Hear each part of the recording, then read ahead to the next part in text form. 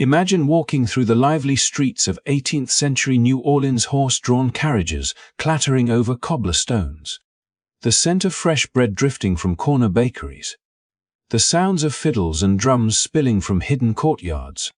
The city was a melting pot of French, Spanish, African, and Caribbean influences.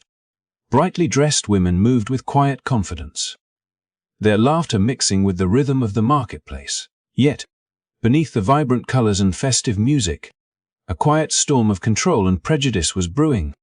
In 1786, the Spanish colonial governor, Don Esteban Mer, issued a law that would forever alter the lives of black and Creole women, and known as the Tignon Laws.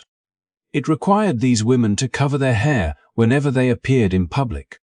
Officials claimed it was simply a matter of decorum, but the real reason cut much deeper. Many of these women, free women of color, were known for their elegance and elaborate hairstyles. Their beauty, confidence, and growing influence unsettled the colonial authorities and, more importantly, threatened the fragile social order of a society built on racial hierarchy. To those in power, the women's natural grace and captivating hairstyles were considered too alluring, drawing the attention of white men and sparking jealousy and fear among white elites.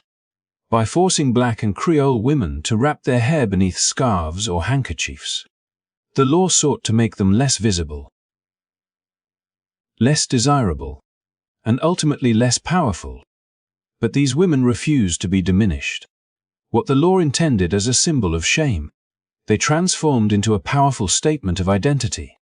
They chose the most vibrant fabrics, silks in rich jewel tones, patterned cottons that caught the sunlight, and tied their head wraps in intricate, breathtaking styles. With every knot and fold, they reclaimed what others tried to suppress. Their head wraps became more than simple coverings. They became crowns. This quiet act of defiance carried a message that echoed beyond the streets of New Orleans. You cannot erase our beauty. You cannot silence our presence. You cannot define our worth. Over time, these bold displays of creativity turned a tool of oppression into a lasting emblem of cultural pride. Today, the legacy of those women lives on.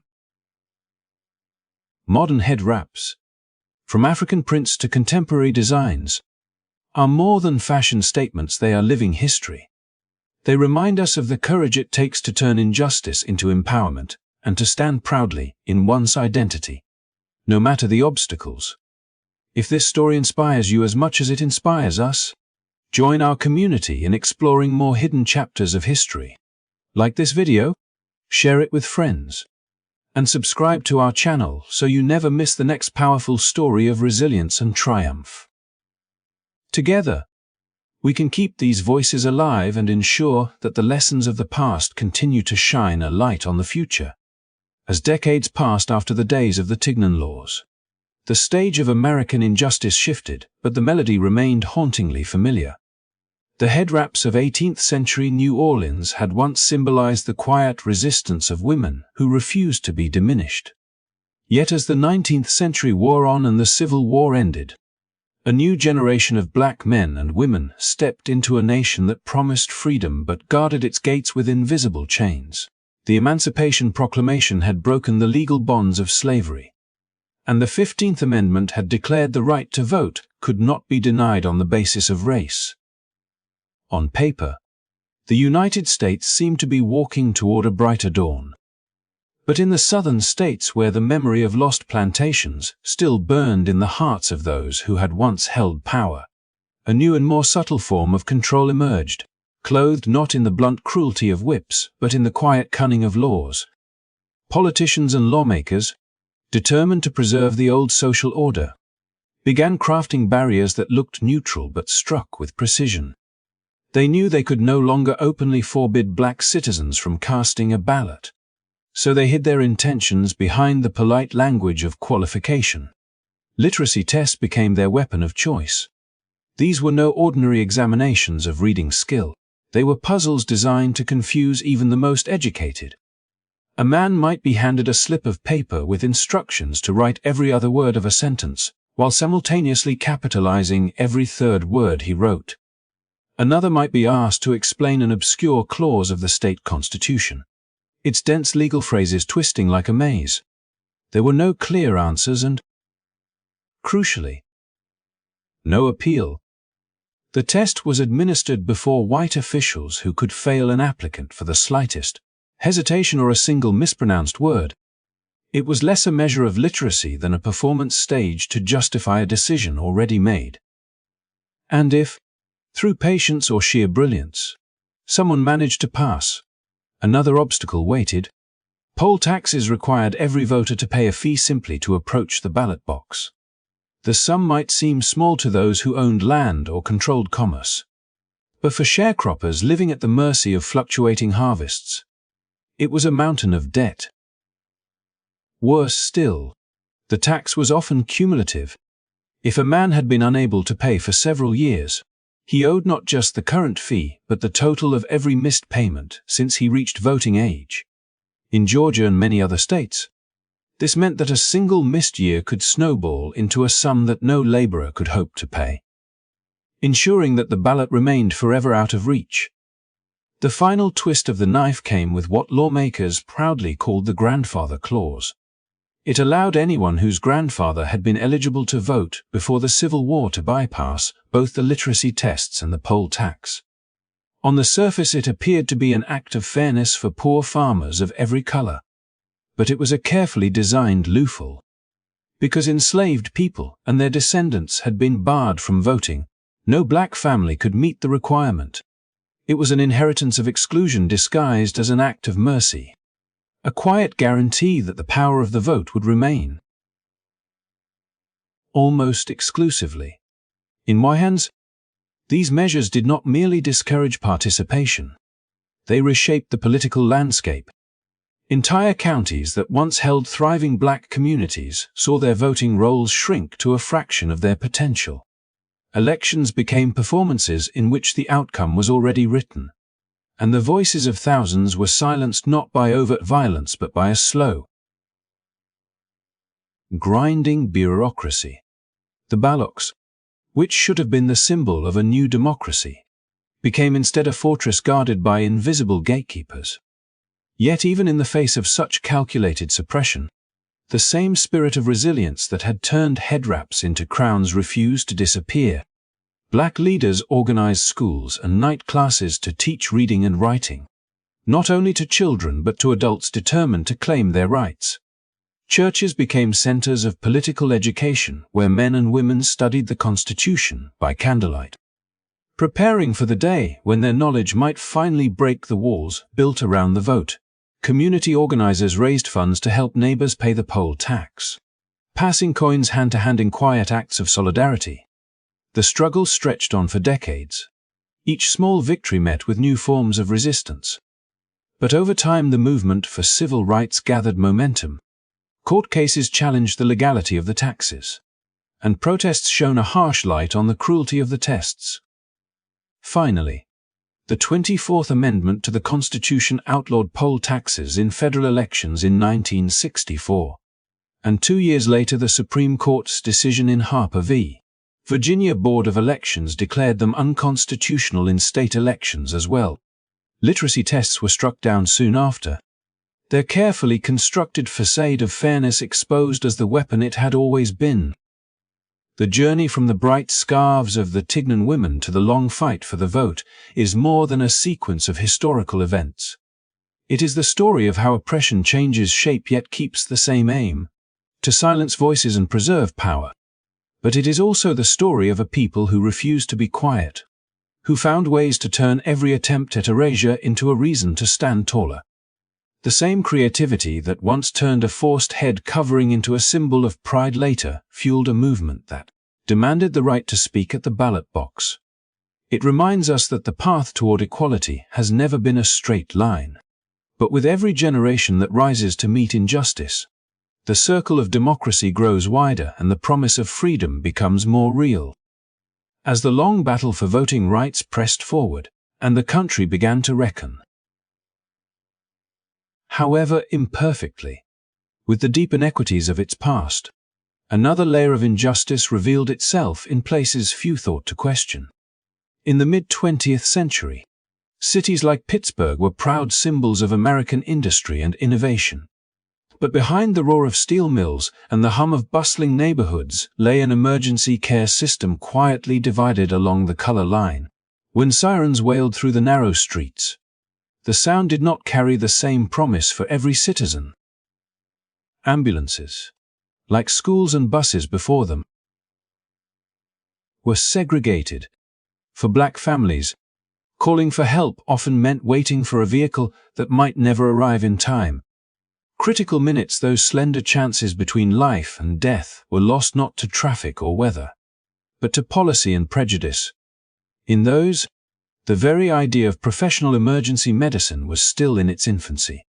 Most so-called ambulances were little more than converted hearses or station wagons, driven by attendants with minimal training, their only mission to rush the injured from street corner to hospital door.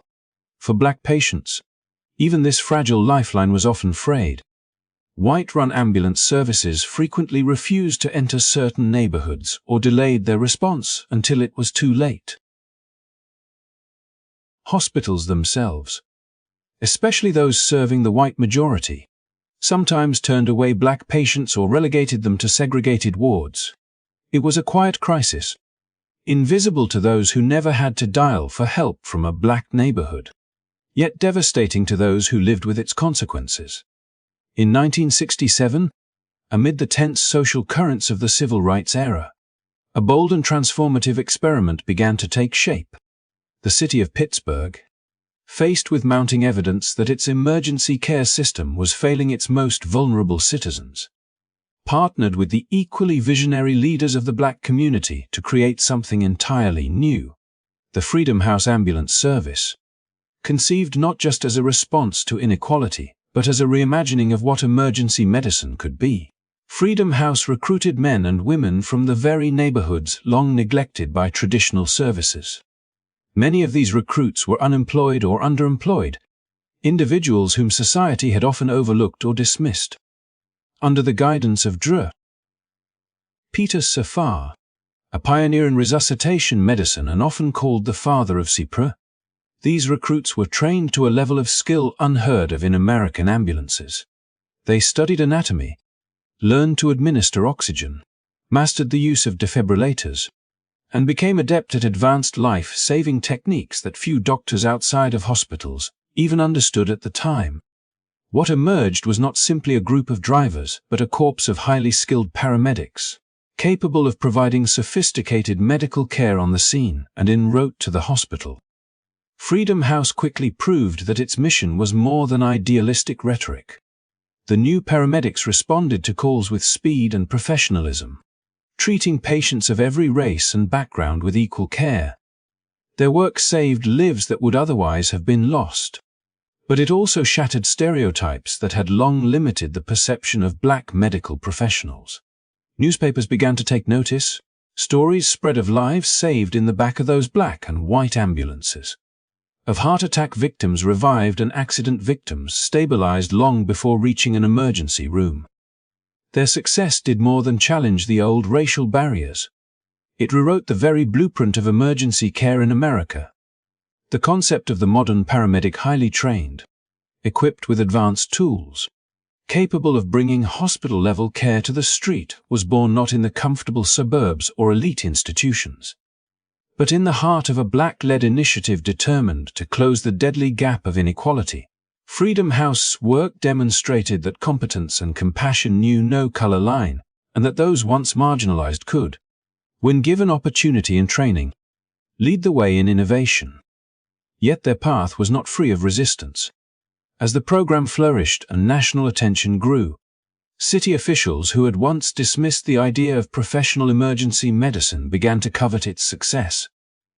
In time, Pittsburgh absorbed Freedom House's model into a citywide paramedic system, but, in a cruel twist, often sidelined the very people who had proven its worth. Many of the original Freedom House paramedics found themselves excluded from the new structure or forced to reapply for positions they had helped define. The pattern was all too familiar. The brilliance of black achievement celebrated in public, only to be appropriated and reshaped under the control of those who had once doubted it. Still, the legacy of Freedom House cannot be erased. From its beginnings in the late 1960s, it transformed the standards of care not just in Pittsburgh, but across the nation. Modern emergency medical services, from the advanced life support ambulances that now respond to every 911 call to the paramedic training programs in cities around the world, carry the imprint of that groundbreaking experiment.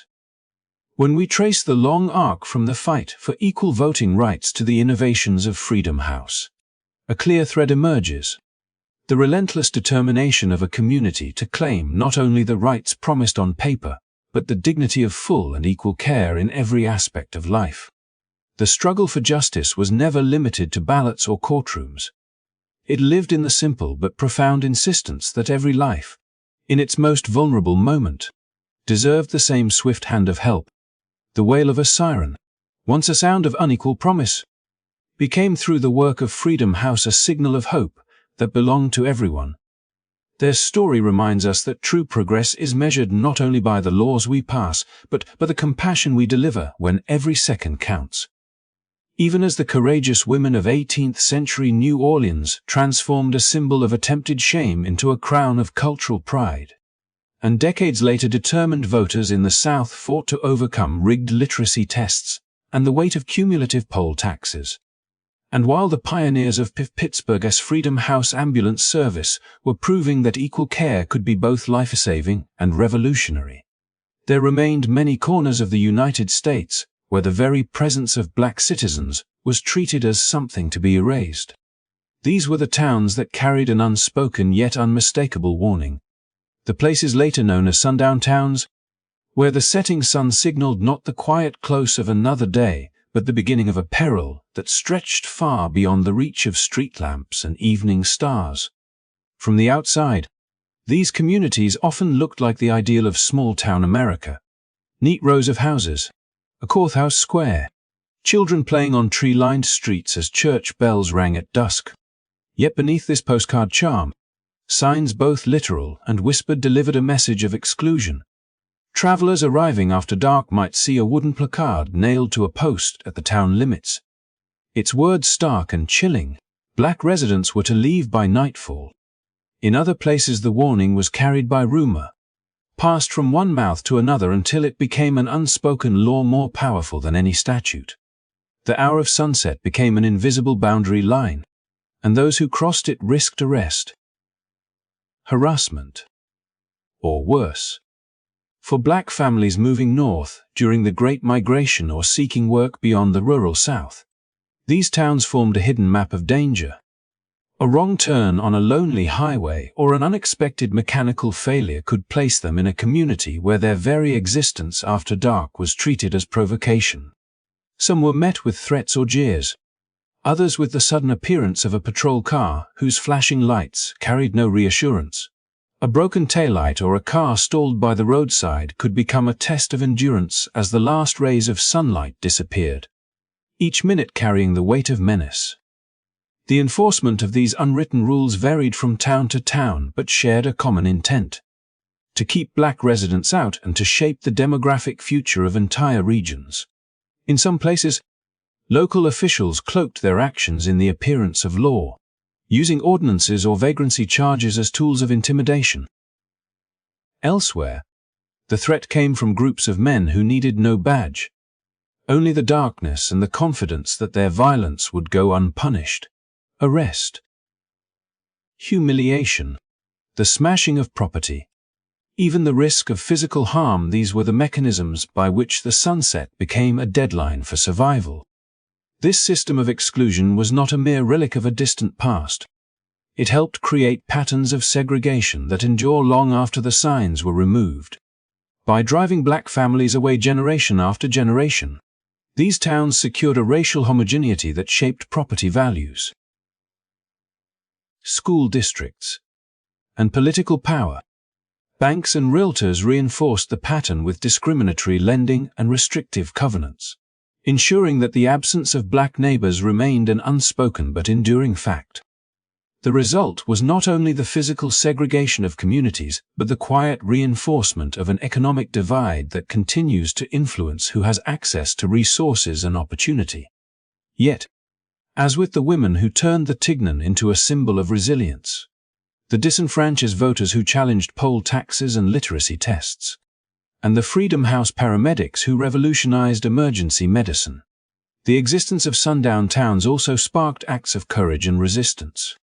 Black travelers built networks of information, sharing safe routes and welcoming stops through word of mouth and, later, in guides like Victor Hugo Green's famous Negro Motorist Green Book, churches and community groups offered shelter to those who found themselves stranded.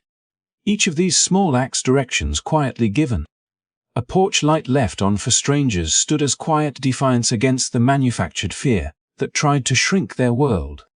The story of these towns is not only about cruelty. It is also about the strength required to navigate a landscape designed to exclude.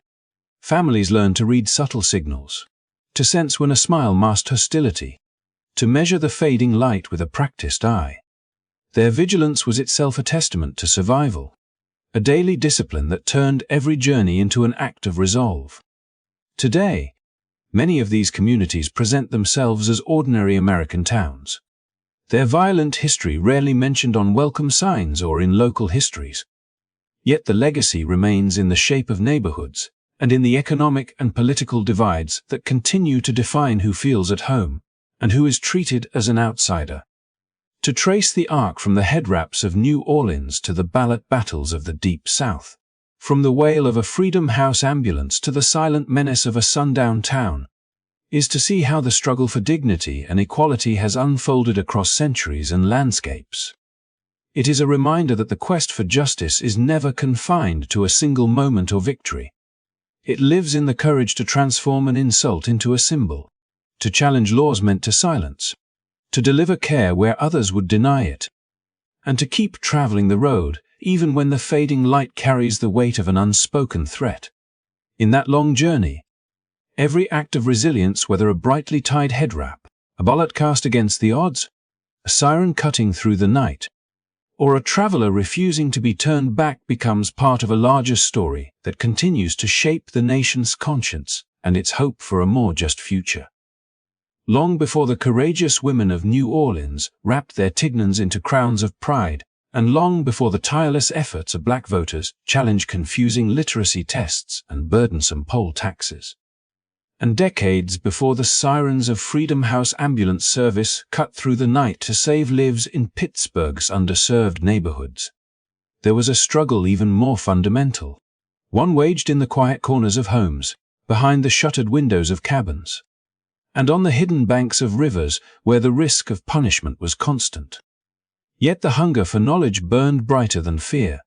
Across the southern United States, from the 18th century through the antebellum period, laws were enacted to keep enslaved and free black people illiterate, to strip them of the power that words could offer, to ensure that knowledge seen as the key to freedom, rebellion, and self-determination remained beyond their reach. Governors, lawmakers, and slaveholders alike understood the danger of a literate population. Reading and writing were not merely skills. They were instruments of empowerment, tools that could transform obedience into organization and subjugation into resistance.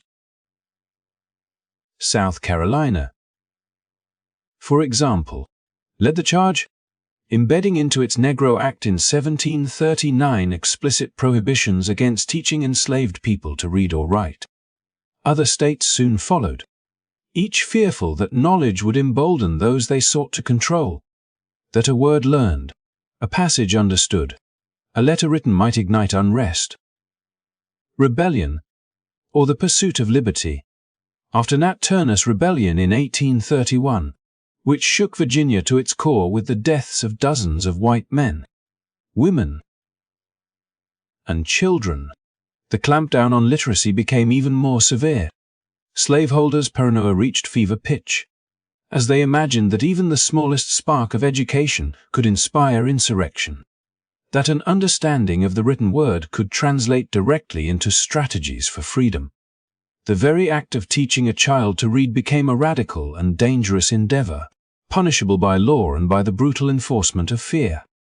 Yet, as with every form of oppression chronicled in this story, from the discriminatory poll taxes and literacy tests designed to suppress the black vote, to the cruel sundown towns that forced families to navigate the country under threat, to segregated ambulances delaying emergency care, the human spirit found ways to adapt, resist, and thrive. Frederick Douglass, a name now synonymous with eloquence and courage, learned to read in secret, bartering food with white children to gain the knowledge that would later illuminate his mind and fuel his fight for emancipation. His journey was neither simple nor safe. Each letter learned, each word mastered, was a small act of defiance against a system built to silence him. Literacy, in this context, was more than education. It was liberation, a claim to personhood, and an assertion that the human mind cannot be confined by law or threat. In Missouri, John Berry Meacham took innovation to a daring level, creating what became known as the Floating Freedom School, teaching black children on a steamboat moored in the middle of the Mississippi River, a legal loophole that technically placed his classroom beyond state jurisdiction. Here, knowledge flowed like the river itself, unstoppable, defiant, and nourishing to those who had been systematically denied its gift. Meacham's actions illustrate the extraordinary lengths to which individuals went to secure literacy for their community, to resist an unjust system, and to prove that education could not be chained by laws, no matter how harsh or pervasive. These acts of determination did not occur in isolation. They were part of a larger tapestry of resistance that stretched across the nation and through time. The women who turned Tignans into emblems of beauty and resilience, the voters who braved convoluted literacy tests and poll taxes, the paramedics who redefined emergency care in segregated cities, and the travelers who navigated the silent menace of sundown towns, all of them shared a common thread: the refusal to accept the limitations imposed upon them by unjust systems. Education, like access to the vote or emergency medical care, was a battlefield on which freedom and dignity were won. Every lesson learned in secret, every book shared among friends, every word inscribed in defiance of fear, was an act of empowerment that resonated far beyond the immediate moment. By the time the Civil War began, only a small fraction of the enslaved population, roughly 5 to 10%, had achieved literacy. Yet even this small group wielded extraordinary influence. Literacy became the seed of organized resistance, a tool for preserving culture, a medium through which stories, strategies, and aspirations could be passed from one generation to the next. It was through the written word that ideas of freedom, justice, and equality were codified and communicated, laying the foundation for movements that would span centuries. When we trace the continuum from these secret schools and hidden lessons to the head wraps of New Orleans, the ballot battles of the South, the sirens of Freedom House, and the dangerous but necessary navigation of sundown towns, it becomes clear that each act of courage, whether small or monumental, was part of a single story of resilience, resistance, and the unyielding quest for human dignity. These pioneers of literacy remind us that knowledge is more than power. It is the spark that can ignite entire communities, a torch passed hand to hand, illuminating the path from oppression toward hope, equality, and the unshakable assertion that no law, no threat, and no system of exclusion can extinguish the desire to learn and to claim one's rightful place in the world. Long before black musicians could take the stage without the constant shadow of oppressive Jim Crow laws dictating where they could stand, who they could play for, and even who they could look at, the rhythms of resistance were already pulsing through communities determined to claim their cultural space. In the same society that forced Creole women to transform restrictive head coverings into emblems of pride, that manipulated literacy tests and poll taxes to deny black Americans the right to vote, that subjected communities to the silent terror of sundown towns, and that prevented literacy itself through harsh anti-education laws. Music emerged as both a battlefield and a sanctuary, a force capable of challenging segregation in ways that words alone often could not. The laws governing social interaction were incredibly specific and chilling in their detail. Black and white people could not dance together, and even the simplest forms of shared enjoyment, eye contact in a concert hall or a handshake between audience members, were punishable offenses in many parts of the South. These prohibitions sought not merely to enforce separation, but to control culture itself, to prevent the merging of traditions, rhythms, and ideas that might blur the rigid racial lines imposed by law and custom. Yet despite the constraints, music became a powerful tool of expression, unity, and quiet rebellion. Artists like Ray Charles, who would later become a household name, were not just performers. They were unwitting activists navigating a world where every note played in the wrong place could invite scrutiny, arrest, or worse. Charles, refusing to perform under segregated conditions in Augusta, Georgia, exemplified the courage required to confront systemic injustice in a space as intimate and immediate as a concert hall. Each refusal to conform, each decision to walk off a segregated stage, sent ripples through communities hungry for representation and equity. For Black musicians, performing was more than a profession. It was an assertion of identity and humanity in a society that sought to minimize both. The very act of making music, of connecting with audiences across the artificial barriers of race, was a defiant statement that culture could not be constrained by oppressive laws. The struggle extended beyond the individual musicians to entire ensembles, like the International Sweethearts of Rhythm, an all-female interracial jazz band who dared to perform integrated concerts in the 1940s. Despite facing refusals from towns and venues, harassment from authorities, and the constant threat of violence, they persisted, demonstrating through their music that collaboration and shared joy could transcend legal and social boundaries. Their performances were not merely entertainment. They were acts of social defiance, illustrating that human creativity and communal experience could resist segregation in ways that were visceral, immediate, and profoundly moving. This cultural defiance was mirrored in the responses of audiences, young people in particular, who found ways to gather and dance, often in secret or in defiance of explicit regulations, while laws sought to keep communities apart physically and socially. Music brought them together, creating networks of solidarity, shared identity, and subtle but powerful resistance. The rise of rock and roll further complicated the landscape, as the fusion of white country music and Black rhythm and blues attracted youth eager to challenge social norms. Mixed crowds became more common in spite of the rules, not because authorities permitted them, but because the power of the music itself rendered artificial divisions increasingly untenable. Music became a space where the next generation could experience, even for a few hours, a glimpse of equality and mutual recognition, laying the groundwork for broader social change. The resonance of these performances extended beyond mere entertainment. They influenced the ways communities imagined integration and equality, subtly undermining the authority of Jim Crow without requiring direct confrontation at every turn. Concert halls, dance floors, and jazz clubs became incubators of social transformation, teaching lessons of courage, solidarity, and the refusal to accept arbitrary restrictions on humanity.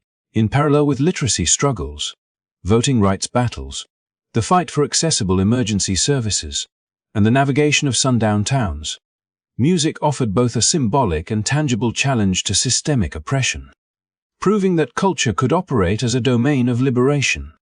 For Black communities, the importance of music was intertwined with survival, resilience, and the assertion of dignity. Each note played, each rhythm shared, each concert attended in defiance of segregationist rules carried layers of meaning, reinforcing identity and shared history while quietly eroding the legitimacy of the laws themselves. The courage of artists and audiences alike set precedents that reverberated into later civil rights movements, demonstrating that change could be achieved not only through legislation or protest, but also through persistent, creative assertion of presence, voice, and culture. In connecting these musical struggles to the broader narrative, we see a continuum of resistance that threads through time and across forms of oppression, from the inventive adaptations of head wraps in New Orleans, to clandestine literacy lessons, to the courageous voters navigating literacy tests and poll taxes, to paramedics racing against segregated systems in Pittsburgh, to travelers charting safe courses through sundown towns. Music emerges as both a reflection of systemic inequities and a powerful instrument of cultural defiance. The shared heartbeat of rhythm and melody became a bridge across enforced racial divides, a testament to the enduring capacity of Black communities to transform hardship into art, restriction into resilience, and marginalization into movement.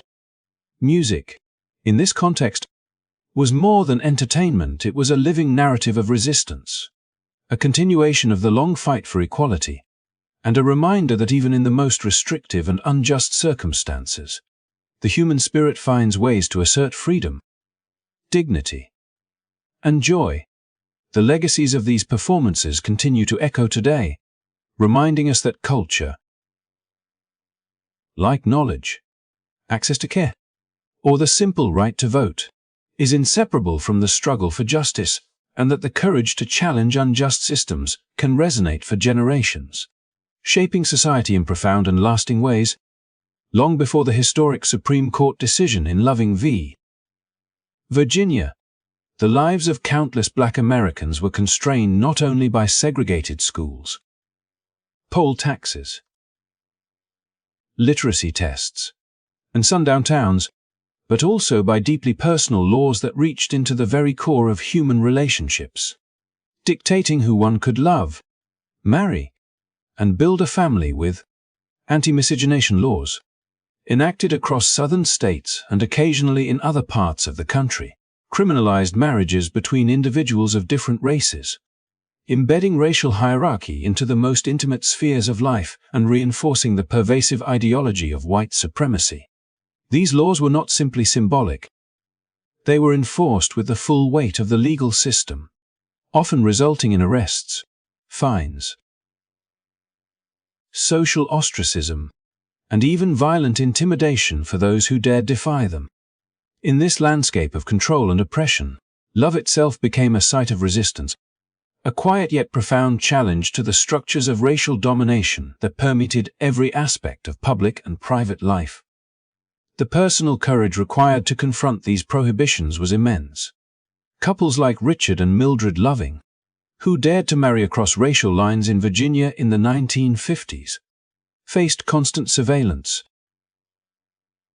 societal hostility, and legal threats simply for asserting the most basic human desire to live and love freely. Arrested in the middle of the night in their own home for violating the state's ban on interracial marriage, the Lovings experienced firsthand the cruel reach of laws designed to enforce inequality through the regulation of intimacy. Forced to leave their home and live in exile to avoid further legal consequences, they became unwilling symbols of the broader struggle against a system that sought to dictate not only who could participate in public life, but also who could participate in love. Their story intersected with all the other battles waged against Jim Crow restrictions, from the creative subversion of head wrap laws in New Orleans to the secret literacy lessons that allowed Black communities to claim knowledge and agency, to the courageous efforts of musicians like Ray Charles challenging segregated audiences, to the paramedics of Freedom House proving Black professional competence against a backdrop of racially biased emergency services, and to Black travelers navigating the perilous realities of sundown towns. The legal battle undertaken by the Lovings was as much a social fight as it was a courtroom struggle.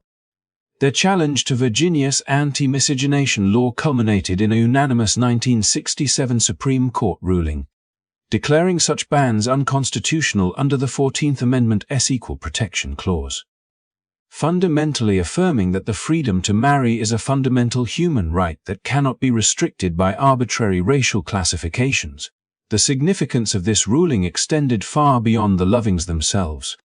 It reshaped the legal landscape for future generations, setting a precedent that would later inform arguments for marriage equality and challenge other forms of discrimination based on personal identity. The case illustrated that laws, no matter how entrenched or socially reinforced, are not immutable, and that individual courage combined with strategic legal action could dismantle even the most deeply ingrained structures of inequality. What makes the Lovings' story resonate so powerfully in the broader tapestry of resistance is its connection to both personal and communal struggles. Just as Black women transformed restrictive head-covering laws into symbols of beauty, pride, and cultural identity, the Lovings transformed their personal love into a beacon of hope and defiance, proving that private acts could carry profound public significance, while the literacy tests, poll taxes, and sundown towns constrained Black Americans' access to public spaces and civic rights, and segregated ambulances delayed emergency care while highlighting the systemic inequities in professional recognition. The battle for the right to marry across racial lines asserted agency in the most intimate sphere of human life, refusing to allow state power to dictate who one could love or call family. The ripple effects of the Loving decision can be traced through subsequent social movements, underscoring the interconnectedness of various forms of activism. By challenging deeply entrenched societal norms, the case illuminated the ways in which law and culture reinforce one another, and how legal victories can catalyze cultural shifts that make previously unthinkable social transformations possible. The courage to claim personal freedom against oppressive structures, whether in matters of education, health, music, civic participation, or love, demonstrates a consistent pattern of resilience and ingenuity that characterizes the broader struggle for equality in the United States.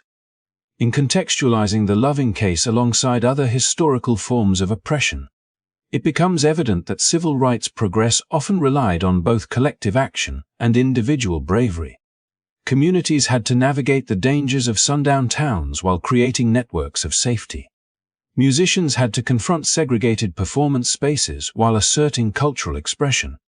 Black voters had to endure convoluted literacy tests and crippling poll taxes while fighting for enfranchisement. And health professionals at Freedom House had to overcome institutional opposition while providing essential services. Within this continuum of resistance, the act of loving across racial lines was not simply personal, it was political, legal, and cultural, representing a refusal to accept artificial hierarchies imposed by a society determined to maintain inequality. Even today, the legacy of anti-miscegenation laws and the triumph of the Loving decision continues to influence discussions about equality, identity, and personal freedom, reminding us that laws designed to oppress can be dismantled, but only through the courage, perseverance, and ingenuity of those willing to challenge them. The Loving story, like the stories of musicians, educators, and medical pioneers, teaches us that progress is often the result of intertwining acts of defiance, persistence, and creativity, demonstrating that the fight for justice is ongoing, multifaceted, and intimately connected to both public life and private choices. By linking their personal struggle to the broader narrative of resistance and resilience, we gain a deeper understanding of how individual courage can catalyze societal change, inspiring future generations to continue the work of building a more equitable world where love, culture, and opportunity are not restricted by race. As we reflect on the long arc of history and the deeply entrenched systems of oppression that shaped the lives of Black Americans for centuries, it becomes painfully clear that the impact of these laws extended far beyond the legal documents that imposed them. From the mandated head wraps in New Orleans to the literacy tests, poll taxes, and sundown towns, From segregated ambulances in Pittsburgh to restrictions on music, dance, and even the right to marry, each law left an indelible mark on communities, families, and individual lives, while the legal battles fought over time culminating in landmark victories like the abolition of poll taxes, the desegregation of schools, the Supreme Court ruling in Loving v. Virginia, and the dismantling of sundown towns brought necessary reforms. The social and economic ramifications of centuries of discrimination did not vanish overnight. Generations were denied equal access to education, economic opportunities, healthcare, and cultural recognition, and many of these disparities continue to reverberate in contemporary American society. The educational barriers created by prohibitions against literacy and segregated schooling meant that for decades, many Black Americans were systematically denied the knowledge and skills necessary to compete on equal footing. Even after emancipation and the eventual integration of schools, the legacy of underfunded institutions, limited resources, and socially ingrained prejudices persisted, influencing academic outcomes and professional opportunities for generations. Similarly, the economic disenfranchisement wrought by poll taxes, restricted voting rights, and systemic exclusion from property ownership and business development created long-term wealth gaps that continue to affect Black communities today. These gaps are not simply statistics, they are tangible manifestations of policies designed to prevent full participation in the social, political, and economic life of the nation. Healthcare disparities provide another stark illustration of the lingering consequences of systemic inequality. The story of the Freedom House Ambulance Service in Pittsburgh shows both the brilliance and dedication of Black medical professionals and the barriers they faced in providing equitable care. While such initiatives demonstrated that talent and dedication know no racial boundaries, the need for separate, community-led services underscored the failures of existing institutions to serve all citizens fairly. Today, these disparities persist in varying forms, as Black communities often experience higher rates of chronic illness, limited access to quality medical facilities, and inequities in health outcomes that can be traced back to historical patterns of discrimination and neglect. Cultural recognition, too, has been shaped by these long histories of exclusion and oppression. From the head wraps that became symbols of resilience and pride to the music that served as both a cultural outlet and a political statement, Black Americans have consistently transformed constraints into expressions of identity, creativity, and resistance. Yet the marginalization of these contributions in broader narratives, whether in education, media, or popular culture, reflects a lingering undervaluation rooted in centuries of systemic discrimination. Even today, debates over cultural appropriation, the erasure of Black artist contributions, and the underrepresentation of Black voices in decision-making spaces highlight the ongoing influence of these historical inequities. The cumulative effect of these legal and social barriers was not merely individual suffering. It was the shaping of a society in which opportunity, safety, and recognition were unequally distributed along racial lines.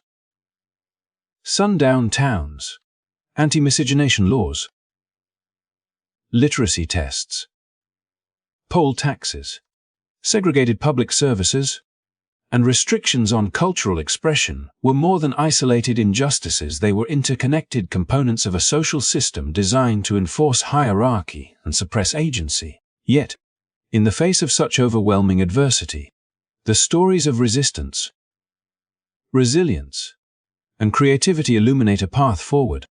Black women who turned restrictive hair laws into symbols of pride, musicians who defied segregated concert halls, educators who innovated to teach literacy under oppressive laws, medical professionals who founded pioneering services, and couples who fought for the right to marry across racial lines all exemplify the extraordinary capacity of individuals and communities to challenge and reshape unjust systems.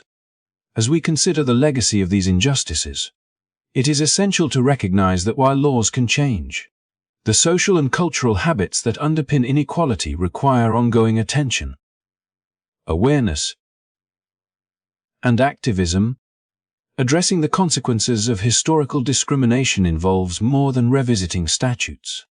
It requires intentional investment in communities, equitable access to education and healthcare, the amplification of marginalized voices, and the creation of spaces where history is honestly taught and acknowledged. Only by confronting both the past and its present echoes can society hope to foster a future in which opportunity, recognition, and dignity are genuinely accessible to all. We share these stories not merely as history lessons, but as calls to reflection and action. The courage, ingenuity, and determination of those who resisted injustice provide both inspiration and a roadmap for how we might address inequities in our own time. From the creativity of head wraps to the perseverance of individuals fighting literacy laws, from the defiance of musicians challenging segregated audiences to the legal triumphs that dismantled anti-miscegenation laws, every act of resistance contributes to a larger narrative of resilience that continues to shape the country today. By understanding these connections, we honor the struggles and achievements of those who came before us while equipping ourselves to advocate for justice, equity, and inclusion in our communities. Thank you so much for joining us on this journey through history, for taking the time to learn about the courage and resilience of those who challenged systemic oppression, and for reflecting on the ways these stories continue to shape our world. Your engagement matters. By watching, liking, and subscribing, you help ensure that these important stories reach more people, spark conversation, and inspire action. Together, we can keep the lessons of the past alive, celebrate the triumphs of human ingenuity and courage, and continue the ongoing work of building a more just and equitable society for everyone. So do not forget to like, subscribe, and share this video to support the channel and help spread awareness, because every view contributes to keeping these stories and the lessons they carry alive for generations to come.